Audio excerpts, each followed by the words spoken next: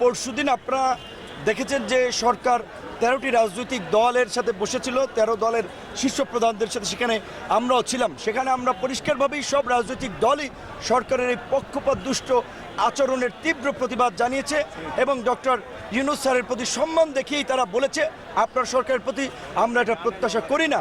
কারণ পরশুদিনের আগে আপনারা দেখছেন 4টি দলকে নিয়ে মিটিং করেছে এবং গণমাধ্যমে এবং উপদেষ্টারা বলেছে 4টি প্রধান দলকে নিয়ে তারা বসেছেন। একটি দল যেখানে নিবন্ধনই নাই, সদ্য জন্ম লাভ করেছে, কতদূর যায়, কতদিন রাজনীতিতে টেকে, সেইটাই তো এখন পর্যন্ত জানা নাই। সরকারের পৃষ্ঠপোষকতায় থেকে সরকারি সহযোগিতায় এদেশে অনেক কিংস পার্টি গড়ে উঠেছে, পরে আবার সেগুলো হাওয়ায় মিশে গেছে। কাজী এই সরকার যে একটি দলকে, বিশেষ করে সদ্য জন্ম গ্রহণ করাই এনসিপিকে যে পৃষ্ঠপোষকতা করছে, সেটি শুধুমাত্র গণ অধিকার পরিষদ নয়, দেশের অধিকাংশ সচেতন রাজনৈতিক মহল এবং নাগরিকদের কিন্তু এটি মতামত যে সরকার একটি দলকে পৃষ্ঠপোষকতা করার মধ্যে দিয়ে তাদের একটি পক্ষপাতদুষ্ট আচরণকে জনগণের সামনে পরিষ্কার করেছে। তাই আমরা বারবার সরকারকে সতর্ক করছি, সরকার যদি নিরপেক্ষ আচরণ করতে ব্যর্থ হয় তাহলে নির্বাচনের আগে নির্বাচনের জন্য কিন্তু একটি নিরপেক্ষ সরকারের প্রয়োজন হতে পারে এবং আমরা মনে করি এনসিপি সহ সকল দলের প্রতি সরকার সমান আচরণ করবে, সকলকে সমানভাবে দেখবে। এর আগে যেমনিভাবে সকল রাজনৈতিক দলকে নিয়ে সর্বদলীয় মিটিং হয়েছিল, আমরা আশা করি সরকার বিভিন্ন ইস্যুতে রাজনৈতিক দলগুলোকে নিয়ে একই প্রক্রিয়ায় সর্বদলীয় মিটিংয়ের আয়োজন করবে এবং রাষ্ট্রীয়ভাবে শোক প্রকাশ করা হয়েছে।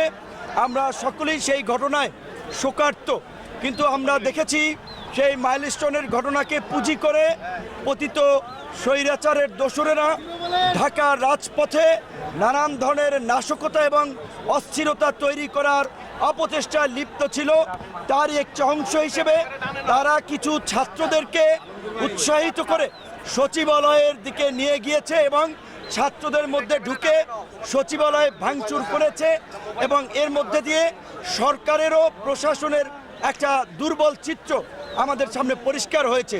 সচিবালয়ের মতো সুরক্ষিত এবং স্পর্শকাতর জায়গা যদি সরকারের প্রশাসন এবং সরকার নিরাপত্তা দিতে না পারে, তাহলে এই অন্তর্বর্তীকালীন সরকার কিভাবে দেশের 18 কোটি মানুষের নিরাপত্তা নিশ্চিত করবে, সেটি নিয়ে কিন্তু মানুষের মধ্যে উদ্বেগ তৈরি হবে। আজকে জুলাইয়ের এই শহীদদের স্মরণে এবং জুলাইয়ের আকাঙ্ক্ষায় আগামীর বাংলাদেশ বিনির্মাণে গণ অধিকার পরিষদের যে কুমিল্লার সমাবেশ ছিল, আমরা সেই সমাবেশ থেকেও পরিষ্কারভাবে সরকারকে বলতে চাই, মাইলস্টোনের ঘটনা এবং তার পরবর্তী ঘটনাসমূহের একটা স্বচ্ছ, নিরপেক্ষ এবং বিশ্বাসযোগ্য তদন্তের মাধ্যমে প্রকৃত ঘটনা জাতির সামনে উন্মোচন করা হোক।